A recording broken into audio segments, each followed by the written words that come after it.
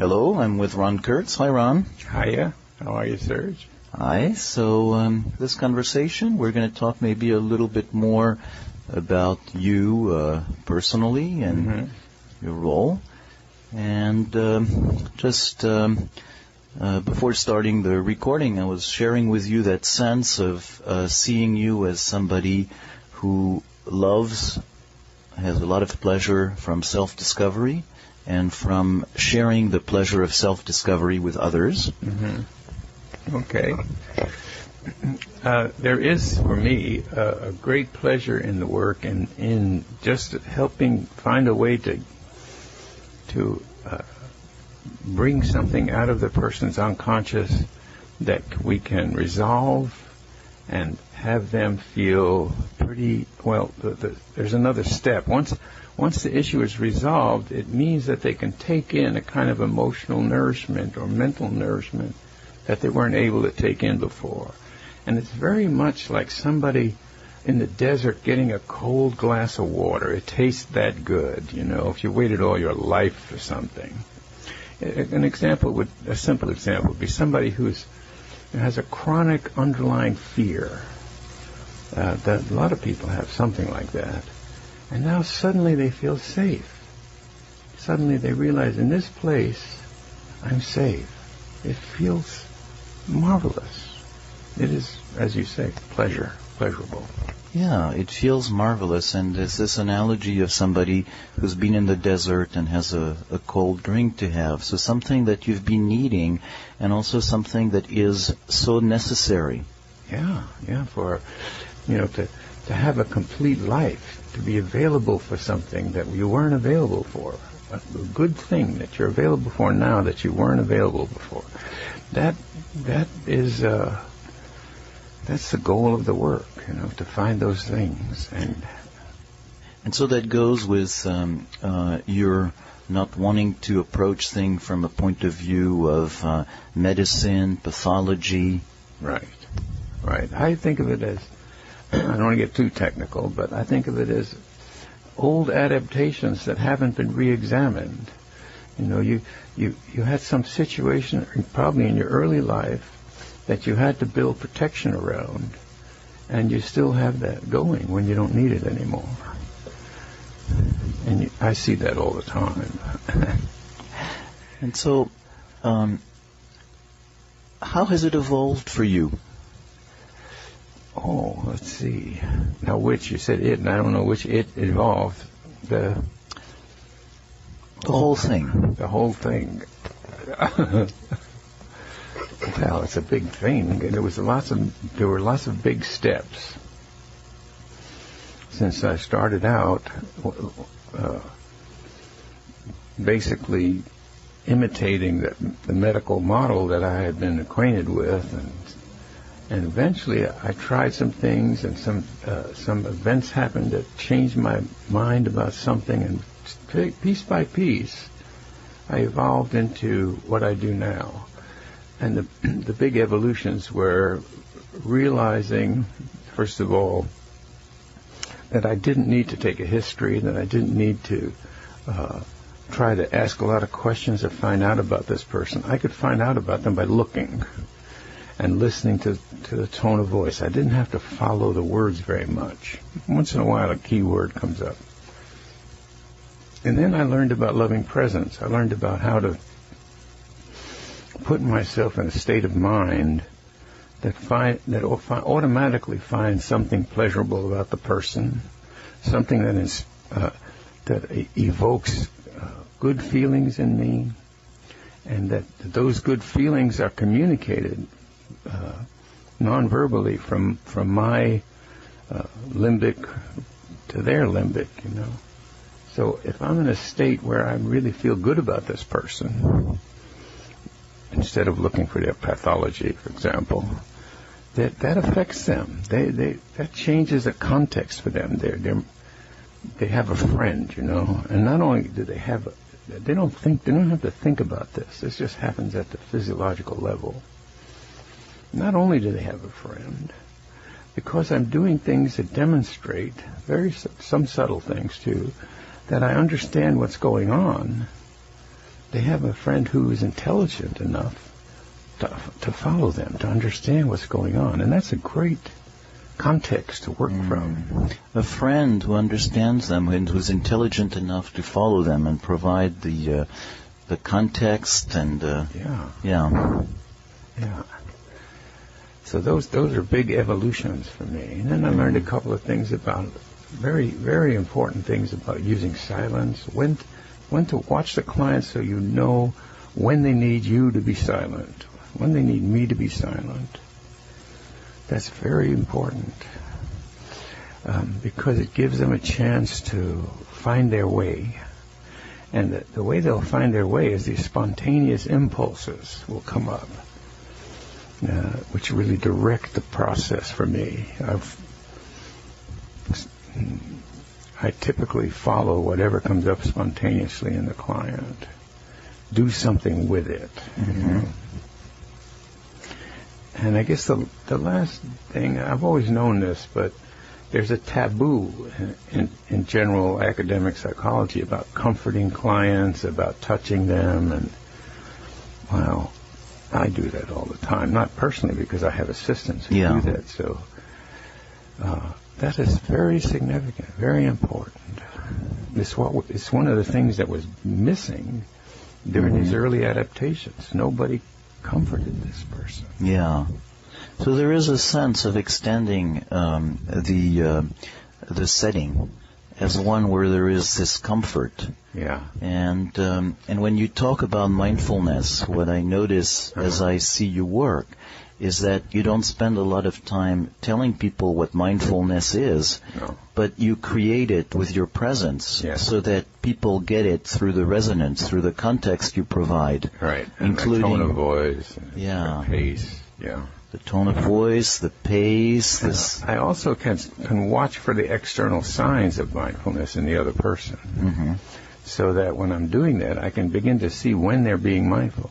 And then I can do what I have to do. Yeah, so that as you notice what is there of the mindfulness, you're helping them get more into it. Yeah. And so, in a way, instead of just, talking to people about it, you simply lead them through it and through the experience of being mindful.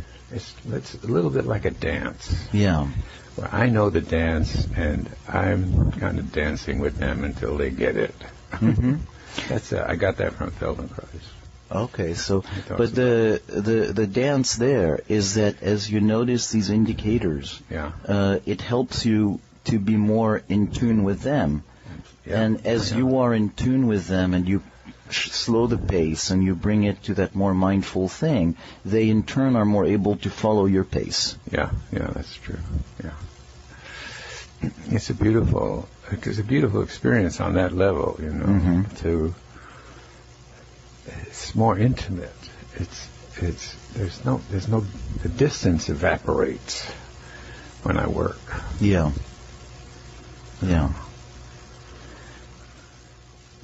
So, over the years, also you have simplified the model. Yes. I was listening to a talk by Murray Gell-Mann about beauty in science or in physics or something like that. How the most important discoveries always, there's some kind of simplicity in them. He talked about the formulas getting simpler. And I had another thought about that, but it flew out of my head. It'll come back, perhaps. But something about the simplicity, and how you have to drop what's unnecessary. There were so many unnecessary things I had been doing that I don't have to do. And a big general one, this is very hard for some people to get, is don't slip into a conversation. It's a dance, It's not about talking and questions and figuring out. It's about, you have to do some figuring, but you better be dancing while you're doing it, You don't stop. Oh yeah, now I remember. It's a quote from some scientist who said, every great leap in science was occasioned by the giving up of a great prejudice. I thought we had to give up our prejudices, about disease and about defenses. I don't call them defenses. These are management behaviors. This is somebody managing their behavior, managing their experience. It's not personal. It's not like I'm attacking them. They just have this adaptive habit of protecting themselves that way, managing their experience that way. So, there is a dance at different levels. There is the dance that you have with the person you're working with, and then the dance that the person has had with their environment, and how they have learned some adaptations to it. Right. So we have to learn a new dance. Yes. We have to, because your mind will create the idea that this is similar to some old situation. You've got a whole set of possible situations. You pick one, and that's the one you think you're in. And so you won't pick the ones that you have already shut out, like you think, nobody loves me, or it's never really safe, or something terrible could happen. People have all of these. And they don't see safe situations or situations where they're being loved or stuff like that. So I have to help them experience something new and positive. So you see the dance they're in, you see the steps they're making as an adaptation to their environment, and then you lead them into the possibility of there being another way to dance. Yeah, I help them discover that. I have to help them discover what they're doing automatically, which is like making the unconscious conscious. And I do that by studying the external signs, like with indicators, certain behaviors, certain habits, even if they're postural habits or facial expressions or tone of voice or pace. Those habits suggest to me what might be the adaptations they're making, which means I know what kind of experiences they're trying to manage. I like to give the example of the person who doesn't look at you straight, has their eyes, and they're looking at you like they're skeptical or doubtful. No, I feel like they must have been betrayed. They must have been lied to or tricked or something, or manipulated. So I have a good guess about what it is, and therefore I can test my guesses using these experiments with the client in mindfulness. Yeah, and it's very simple. The process is very simple. You say very simple, and it's very quick. It's not something where it takes you a long history, or just look at somebody and in a moment there's something that catches your attention, like the eyes that are not looking straight. You saw that the other day, huh? Yeah. Some of them were really fast. Yes.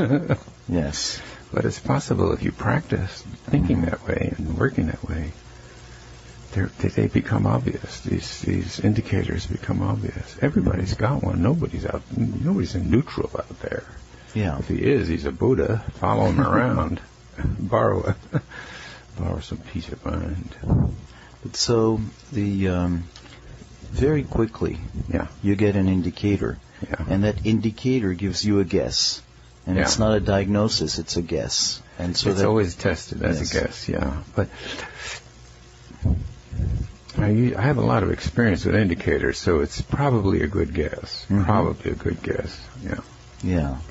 I'm not bragging. It's just a matter of you can learn these things. Yeah. If you start looking for them. And then you play, you experiment, you test. Experiment. And the experiment is designed to help this person realize what's going on. So the person who's doubtful or skeptical or been betrayed, I would say something like, ask them to be mindful. When I see that they're mindful and they tell me that they're mindful, I'll say something like, you can trust me, which is exactly what they can't do. And they'll get a reaction that tells them that. They'll hear a voice and say, don't do it, or bullshit, or, there's something will come up. They'll start to be afraid. Yeah. So I have evoked this situation, the piece of the situation that created that adaptation. And from there, we can easily So in a way, process it. what's been happening is that from that indicator, from that piece of body-related behavior, you see what the crux of the person's drama is. Could be, yeah, And something like that. with just a few words, you just create the drama. You bring it to Consciousness. Awareness, yeah. So it's not like asking questions about it or anything like that, which will not work generally.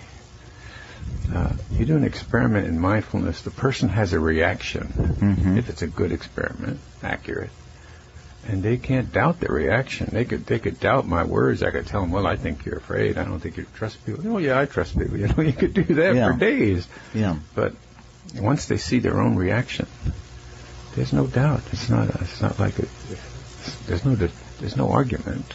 Yeah. Yeah, because it's not a question. It's not, you're bypassing the judgment part. Yeah. You're just going into the. It's not a diagnosis. Yeah. It's a real live experience. And if I'm silent at those times, if I let that experience sink in, very often a memory will arise that makes sense of it. And that's when we can deal with the pain of that memory and to resolve it somewhat, help the person make sense of what happened. Like very often in Germany, I'll have to reach a place in people where I tell them, well, I think your parents must have been affected by the war. I want them to understand and make sense of what happened to them. Yeah. And it helps. That's one of the ways it gets resolved. So, you use. Hey. That's just like the movie.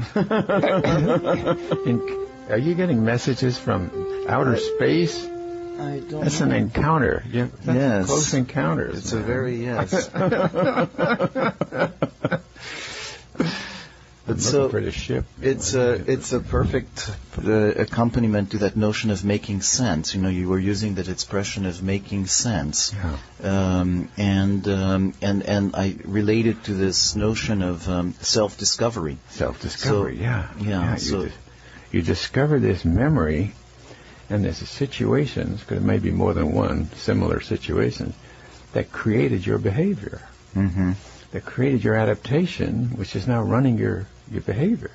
So that's discovery. You discover how you're organized. You discover why you do what you do, and when that's conscious, you can change your mind. Yeah. When it's unconscious, you can't. But so in a way, it's the same thing as a quest for purpose. That sense of organization. It's not a purpose that's imposed from the outside, right? But discovering how you're organized to face the environment in a certain way. How you became who you are. Yeah. And your way of doing things and stuff. Yeah. That's wonderful, and you get a sense of freedom in that. You start to be free, which is exactly what the spiritual traditions are about mindfulness. It will free you up. Yeah. But so maybe that's good, as you mentioned, the spiritual traditions about mindfulness. Many people are intimidated by the word mindfulness. They are. And think, you can do all this stuff if people are in mindfulness, but the trick is to bring them there. So for somebody who has not experienced, who has not seen your work, maybe the word mindfulness would seem like a big barrier. Okay, so we could simplify it. You just have to be calm enough and attentive to your own reactions. We don't have to take mindfulness at all.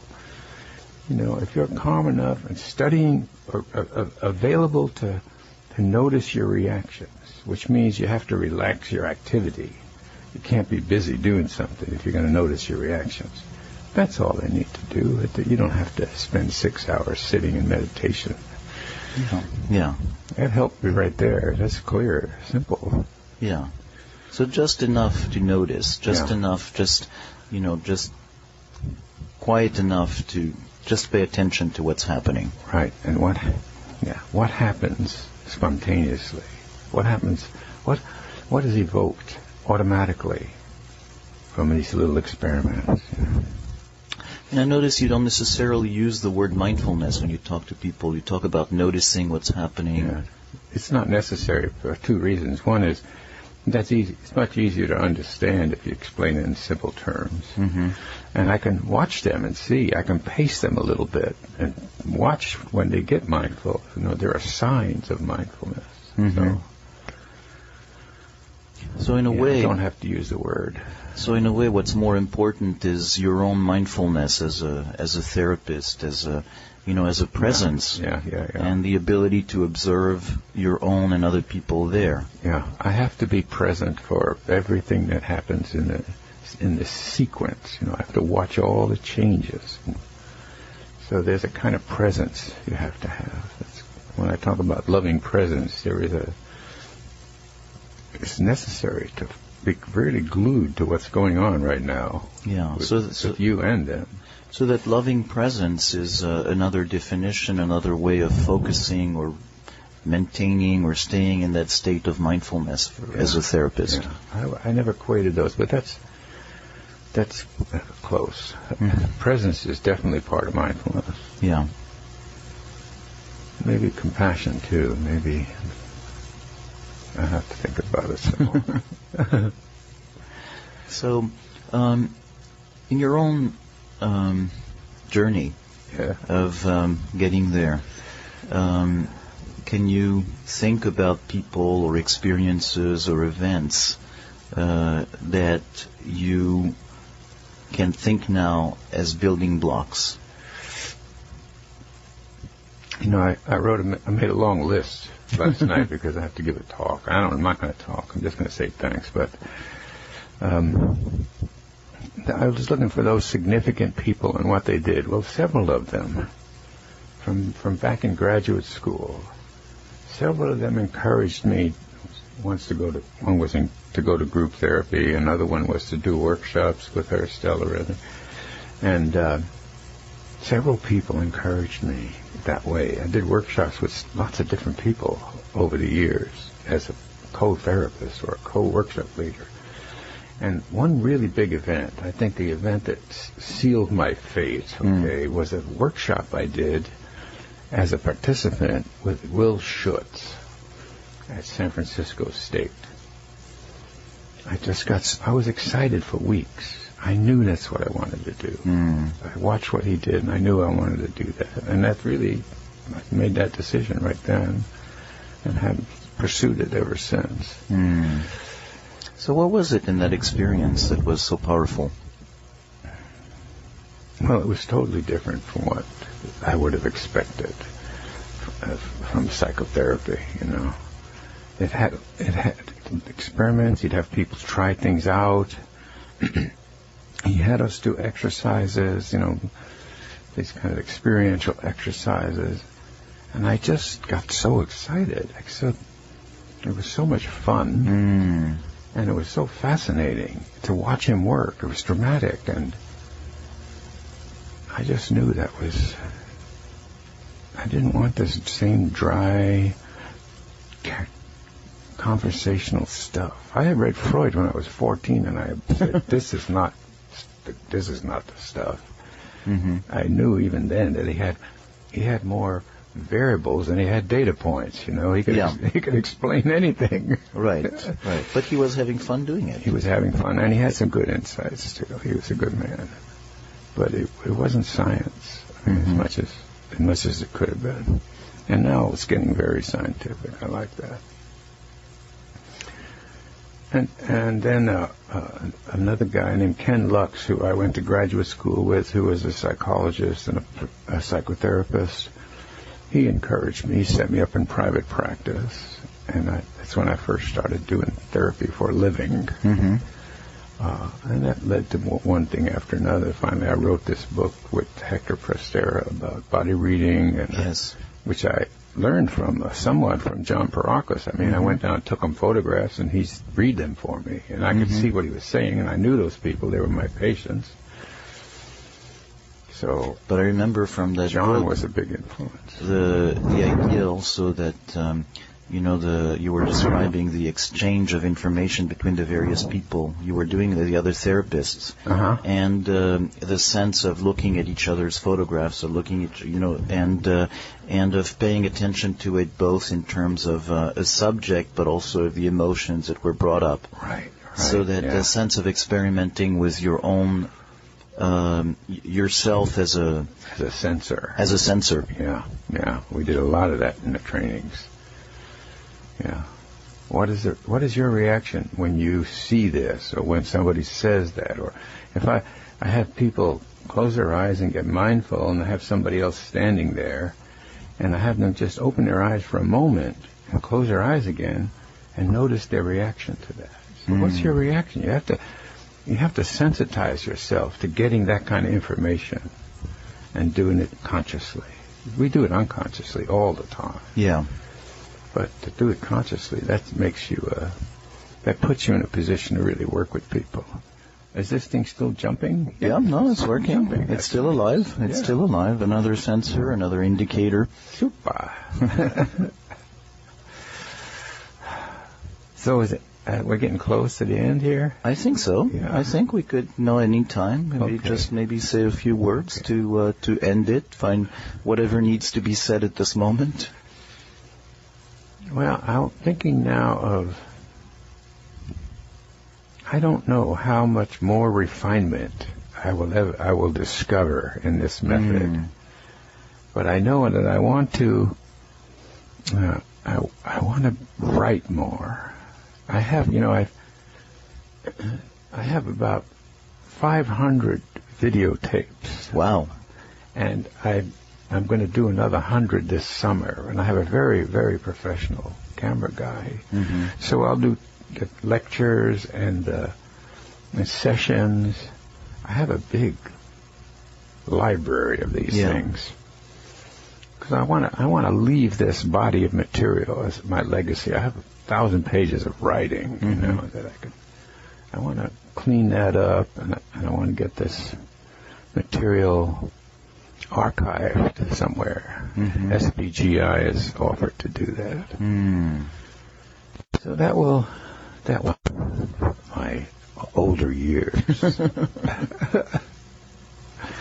Yeah. I guess that's... But, I'm always surprised. I always get surprised by some new refinement. You don't expect it. You read a book and you realize, oh, wow. So maybe there'll be more, but it looks pretty... It's hard to believe how it could be more simple. Yeah, it is. Who knows? Every change somehow.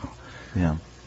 And Murray Delman was talking about peeling the onion. At every level of this onion that gets simpler and simpler, there is something similar about the mathematics, is what he was saying. So I'm going to look for this now. I'm going to look for what's similar from these different stages of the development of the work. I haven't tried that yet, but what is the essence of those, the mathematics? What is the essence of these similarities? Maybe I'll find that. Yeah. Good. Thank you. Thanks, Ron. Thank you. This recording is part of the podcast at relationalimplicit.com. Wow. So maybe there'll be more, but it looks pretty... It's hard to believe how it could be more simple. Yeah. It is. Who knows? Every change somehow. Yeah. And Murray Delman was talking about peeling the onion. At every level of this onion that gets simpler and simpler, there is something similar about the mathematics, is what he was saying. So I'm going to look for this now. I'm going to look for what's similar from these different stages of the development of the work. I haven't tried that yet, but what is the essence of those, the mathematics? What is the essence of these similarities? Maybe I'll find that. Yeah. Good. Thank you. Thanks, Ron. Thank you.